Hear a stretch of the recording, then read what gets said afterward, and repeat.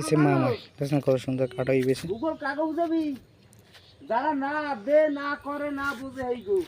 আর এই সারগুলো এখন জমিতে দেওয়া হবে।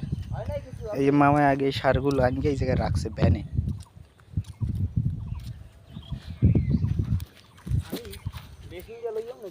কোন জায়গায় মেশিন? আমি জানো, আমি তো আছি এই জায়গায় জানি।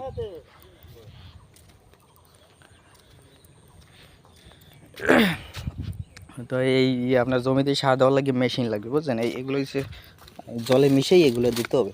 তার মেশিন আনতে গেছে আর এক জায়গায়, মানে আর একবারই মেশিন আছে তো ওই আইনকে দেবে। মুই কিন্তু এই জায়গায় দাঁড়াইয়া বন্ধু আর একটা বন্ধু আর আমি এই জায়গায় কিন্তু ছবি তুলছিলাম।